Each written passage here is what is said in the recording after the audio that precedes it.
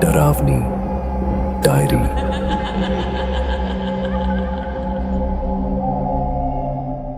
इस वीडियो में प्रस्तुत कहानी पूरी तरह से काल्पनिक है और इसका किसी भी व्यक्ति, स्थान या घटना से कोई संबंध नहीं है। यह केवल मनोरंजन के उद्देश्य से बनाई गई है।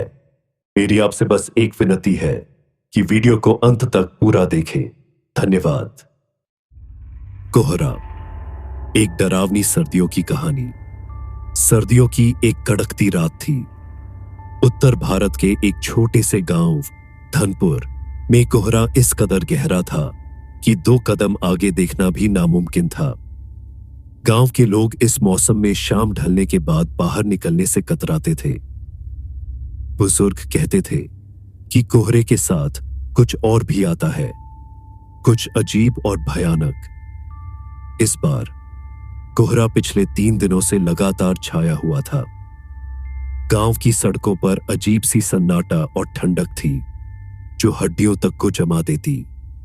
उस रात रवि, जो गांव का डाकिया था, अपने दोस्त संदीप के साथ गांव के पास के जंगल के रास्ते होकर घर लौट रहा था। रवि, जल्दी चल, ये रास्ता आज कुछ अजीब लग रहा है, संदीप ने धीरे धीरे चलते हुए कहा। तू इतना डरपोक कब से हो गया?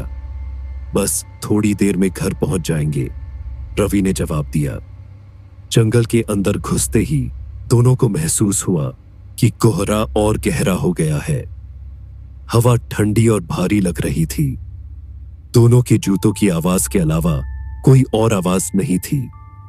अचानक उन्हें दूर से एक औरत के रोने की आवाज सुनाई दी। ये क्या था?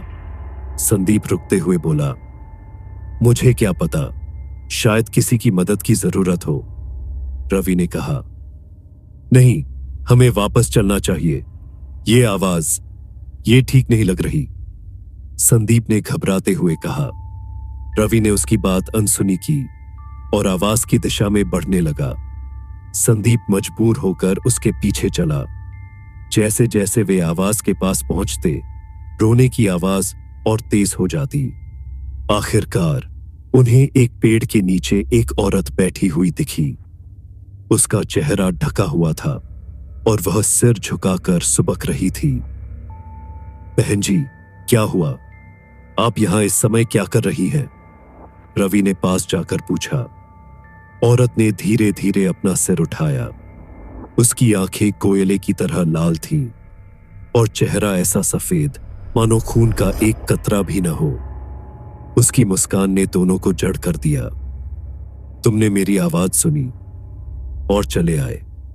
अब कहां जाओगे? उसने एक डरावनी हंसी के साथ कहा। संदीप ने रवि का हाथ पकड़ा और भागने की कोशिश की, लेकिन उनके चारों तरफ कोहरा गहराता जा रहा था। हर दिशा में वही औरत की परछाई दिखने लगी। यह जगह तुम्हारी नहीं है, औरत ने चिल्लाते हुए कहा। उसकी आवाज इतनी तेज थी कि दोनों के कान सुन्न हो गए। किसी तरह दोनों ने हिम्मत जुटाई और जंगल से बाहर भागे। जब वे गांव पहुंचे तो उन्होंने यह बात गांव के बुजुर्ग दादा रामलाल को बताई। दादा रामलाल ने गंभीरता से उनकी बात सुनी और कहा, वह आत्मा इस जंगल में 50 साल से भटक रही है। कहते हैं कि उसे एक सर्द रात में कोहरे के बीच मार डाला गया था। जब तक कोहरा रहेगा, वह बदला लेने के लिए भटकती रहेगी। उस रात के बाद रवि और संदीप ने कभी उस रास्ते से गुजरने की हिम्मत नहीं की। लेकिन गांव वाले कहते हैं कि जब भी कोहरा घना होता है, जंगल से अब भी किसी औरत के रोने की आवाज आती है। तो अगली बार जब सर्दियों की रात में कोहरा गहरा हो तो ध्यान रखना, शायद कोई तुम्हें भी आवाज दे रहा हो। अगर आपको यह कहानी पसंद आई हो तो डरावनी डायरी को सब्सक्राइब करें और हमें अपने सुझाव नीचे कमेंट बॉक्स में जरूर दें। अगली बार फिर मिलेंगे एक नई और डरावनी कहानी के साथ। तब तक खुद का ख्याल रखें और डरावनी डायरी से जुड़े रहें। धन्यवाद।